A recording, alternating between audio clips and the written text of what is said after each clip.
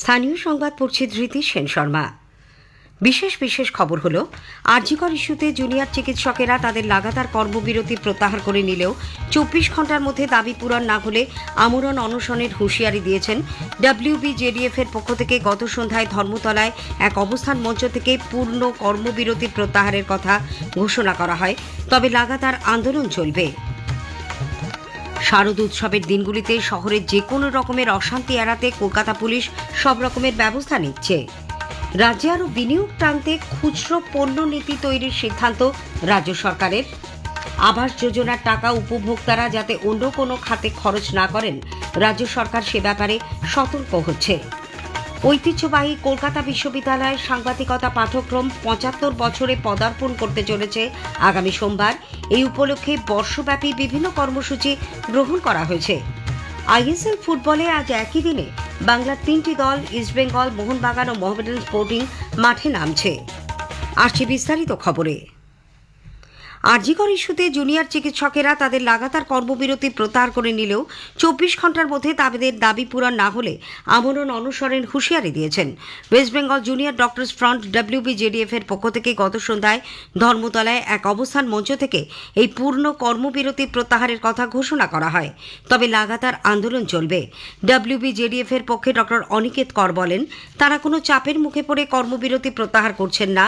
সাধারণ মানুষের পরিষেবার কথা মাথায় রেখেই এই সিদ্ধান্ত। আজ রাত 8:30টার মধ্যেই 24 ঘন্টার সময়সীমায়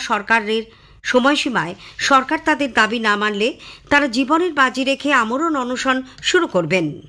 আমাদের যদি কাজে ফিরতেই হয়, আমরা সেই সব মানুষদের কথা ভেবেই ফিরবো যারা এতদিন ধরে আমাদের পাশে দাঁড়িয়ে আমাদের আন্দোলনকে সমর্থন করেছেন এবং যাদের চিকিৎসার দায়ভার আমাদের হাতেই রয়েছে। আমরা তার সাথে এই কথাও জানাতে চাই, আমরা আমাদের কর্মবিরতি সম্পূর্ণভাবে তুলে নিয়েছি এবং তারপরে আমরা 24 ঘন্টা সরকারকে সময় দিয়েছি।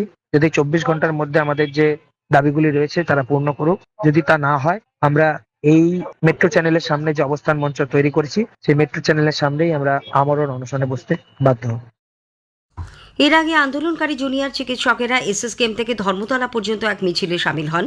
মিছিলকে কেন্দ্র করে ধর্মতলায় দেখা দেয় তুমুল উত্তেজনা। মেট্রো চ্যানেলে অপেক্ষারত তাদের সহকর্মীকে টেনে হিঁচড়ে সরিয়ে দেওয়া ও ইন্টার্নদের সঙ্গে অভব্য আচরণ করা হয়েছে। এর প্রতিবাদে রাস্তায় বসে পড়েন জুনিয়র চিকিৎসকেরা। সেখানেই শুরু হয় অবস্থান বিক্ষোভ। ডোরিনা ক্রসিংয়ে বিক্ষোভ মঞ্চ থেকে ডাক্তার দেবাশিস হালদার সাংবাদিকদের বলেন, সরকার ন্যায় বিচারের দাবিতে আমাদের যে আন্দোলন তাকে ভয় পেয়েছে এবং সেই ভয় পেয়ে আমাদের গণশত্রু বানাতে চাইছে।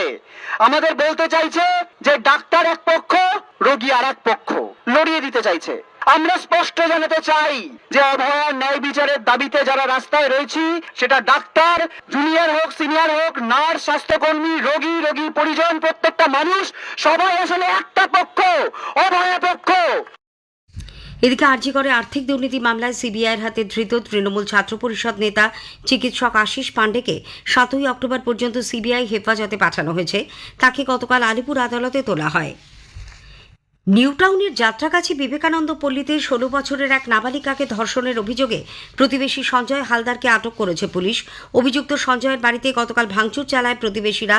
নিউটাউন থানার পুলিশ ঘটনাস্থলে গেলে তাদের ঘিরেও বিক্ষোভ দেখানো হয়। এ নিয়ে এলাকায় ব্যাপক উত্তেজনা ছড়ায়। নাবালিকার মা জানিয়েছেন, সম্প্রতি ভোরবেলা তাঁর ও স্বামীর অনুপস্থিতিতে প্রতিবেশী সঞ্জয় এই কাজ করে। মুখ খুললে মেয়েটিকে অ্যাসিড হামলা ও বাবা মাকে মেরে ফেলার হুমকিও দেওয়া হয়। দক্ষিণ শহরতলির বাঁশদ্রোণীতে পে লোডারের ধাক্কায় স্কুল ছাত্রের মৃত্যুর ঘটনায় মৃতের পরিবারকে আর্থিক ক্ষতিপূরণের দাবি জানিয়েছে কংগ্রেস। ওই মৃত কিশোরের পরিবারকে 10 লক্ষ টাকা সাহায্য ও পরিবারের একজনকে সরকারি চাকরি দেওয়ার দাবি জানিয়ে প্রদেশ কংগ্রেস সভাপতি শুভঙ্কর সরকার মুখ্যমন্ত্রী মমতা ব্যানার্জিকে চিঠি দিয়েছেন।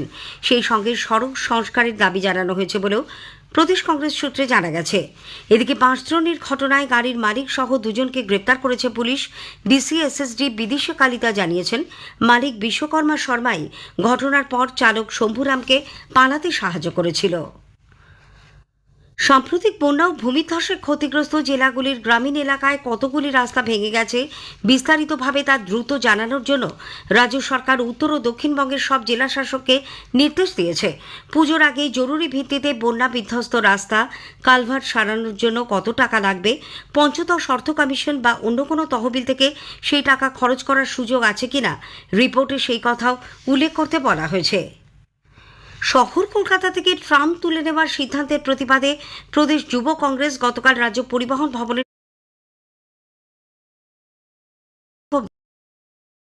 প্রদেশ কংগ্রেস সভাপতি শুভঙ্কর সরকার, রাজ্য যুব কংগ্রেসের সভাপতি আজহার মল্লিক সহ প্রদেশ যুব কংগ্রেসের কর্মী সদস্যরা বিক্ষোভ কর্মসূচিতে অংশ নেন।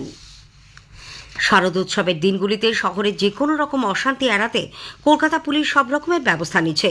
লালবাজারে গতকাল পুজোর গাইড ম্যাপ প্রকাশের পর নগরপাল মনোজ ভার্মা সাংবাদিকদের বলেন, আরজিকর ইস্যুতে গত 2 মাস ধরে শহরে যেভাবে প্রতিবাদ আন্দোলন চলেছে, পুজোর মধ্যেও সেই রকম কিছু করা হলে তা মোকাবিলায় পুলিশ প্রস্তুত রয়েছে।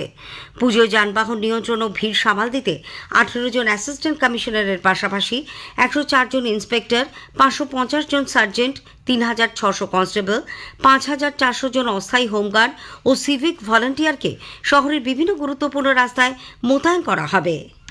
কলকাতা পুলিশ দুর্গা পূজার প্রস্তুতি নিয়েছে, সব রকমই অ্যারেঞ্জমেন্ট হয়েছে। ট্রাফিক থেকে শুরু করে বিভিন্ন জায়গায় ক্রাউড সার্কুলেশন, ক্রাউড ম্যানেজমেন্ট, ট্রাফিকের অ্যারেঞ্জমেন্ট, এছাড়া নিরাপত্তার যত যা যা করণীয় আছে সেই সব স্টেপস অলরেডি নেওয়া হয়ে গেছে।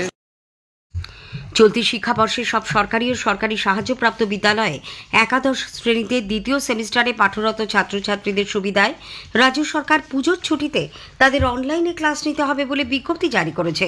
উচ্চ মাধ্যমিক শিক্ষা পর্ষদ থেকে গতকাল সব বিদ্যালয়ের প্রধান শিক্ষক, সহকারী শিক্ষক, ছাত্রছাত্রী, অভিভাবক ও সংশ্লিষ্ট সব সংস্থাকে এই উদ্দেশ্যে এক বিজ্ঞপ্তি জারি করা হয়েছে।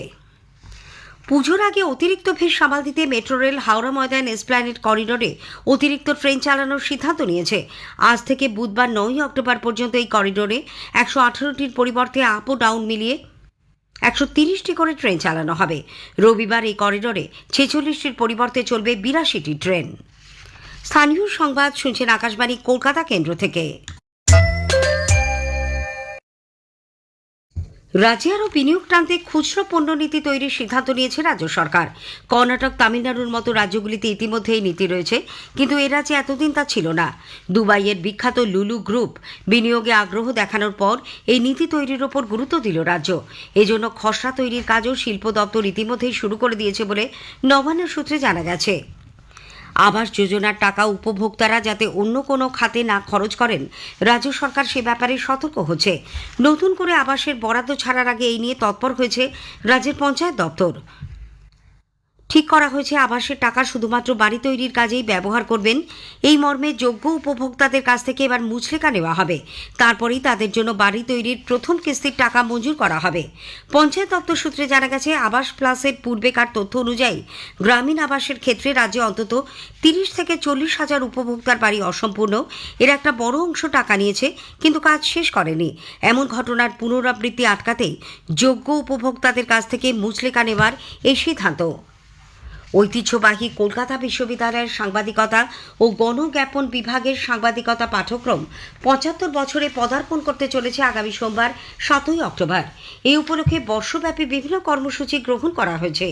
বিশ্ববিদ্যালয়ের উপাচার্য অধ্যাপক শান্তা দত্ত গতকাল এক সাংবাদিক বৈঠকে কথা জানান। তিনি বলেন, 1950 সালের এই দিনেই সাংবাদিকতায় 2 বছরের ডিপ্লোমা পাঠ্যক্রমের সূচনা করেন তৎকালীন মুখ্যমন্ত্রী ডাক্তার বিধানচন্দ্র রায়। 1971 থেকে 73 শিক্ষাবর্ষে শুরু হয় স্নাতকোত্তর MA ডিগ্রির সূচনা। 1998 সাল থেকে বিভাগের নাম পরিবর্তন করে রাখা হয় সাংবাদিকতা ও গণজ্ঞাপন বিভাগ। পরে সাংবাদিকতা বিভাগের ডিন অধ্যাপক ডক্টর সৌমেন্দ্রনাথ বেরা জানান, 7 অক্টোবর প্রতিষ্ঠা দিবস উপলক্ষে এক বর্ণাঢ্য শোভাযাত্রার আয়োজন করা হয়েছে। সকাল 10:30টায় কলেজ স্ট্রিট ক্যাম্পাসে উদযাপন যাত্রার উদ্বোধন করবেন উপাচার্য।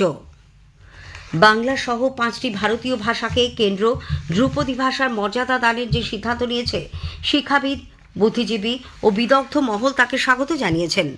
বাংলা, অসমিয়া, মারাঠি, পালি ও প্রাকৃত ভাষার এই মর্যাদা দানের ফলে এগুলির গবেষণা ও সংরক্ষণের ক্ষেত্রে সরকারের কাছ থেকে বিভিন্ন সুফল লাভ সম্ভবপর হবে। কলকাতা বিশ্ববিদ্যালয়ের বৌদ্ধ শাস্ত্রের অধ্যাপক ডক্টর উজ্জ্বল কুমার বলেছেন, এই ভাষাগুলির যে সুপ্রাচীন সাংস্কৃতিক ঐতিহ্য রয়েছে, এই সিদ্ধান্তের ফলে তা আরও সমৃদ্ধ হবে। সাহিত্যের ছাত্রছাত্রীদের জন্য কর্মসংস্থানের সুযোগও আরও বাড়বে। Indira Gandhi national centre for আর্টসের সদস্য সচিব ডক্টর সচ্চিদানন্দ যোশী বলেছেন, এই ভাষাগুলির ধ্রুপদী ভাষার তালিকায় জায়গা করে নেওয়ার তাৎপর্য ঐতিহাসিক। আইএসএল ফুটবলে আজ একই দিনে বাংলার 3টি দল ইস্টবেঙ্গল, মোহনবাগান ও মোহামেডান স্পোর্টিং মাঠে নামছে। জামশেদপুরের জেআরডি টাটা স্পোর্টস কমপ্লেক্সে ইস্টবেঙ্গল জামশেদপুর এফসির মুখোমুখি হবে। খেলা শুরু বিকেল 5টায়। অন্যদিকে সল্টলেকের যুব ভারতী ক্রীড়াঙ্গনে আইএসএল এ প্রথমবার Mohun Bagan super giant Mohammedan sporting এর বিরুদ্ধে খেলবে। খেলা শুরু হবে সন্ধ্যে 7:30টায়। শেষ করার আগে স্থানীয় সংবাদের বিশেষ কিছু অংশ আরও একবার। আরজিকর ইস্যুতে জুনিয়র চিকিৎসকেরা তাদের লাগাতার কর্মবিরতি প্রত্যাহার করে নিলেও 24 ঘন্টার মধ্যে দাবি পূরণ না হলে আমরণ অনশনের হুঁশিয়ারি দিয়েছেন। শারদ উৎসবের দিনগুলিতে শহরে যে কোনো রকম অশান্তি এড়াতে কলকাতা পুলিশ সব রকমের ব্যবস্থা নিচ্ছে। রাজ্যে আরও বিনিয়োগ টানতে খুচরো পণ্য নীতি তৈরির সিদ্ধান্ত রাজ্য সরকারের। ঐতিহ্যবাহী কলকাতা বিশ্ববিদ্যালয়ের সাংবাদিকতা ও গণজ্ঞাপন বিভাগের সাংবাদিকতা পাঠ্যক্রম 75 বছরে পদার্পণ করতে চলেছে সোমবার। এই উপলক্ষে বর্ষব্যাপী কর্মসূচি গ্রহণ করা হয়েছে। স্থানীয় সংবাদ শেষ হলো।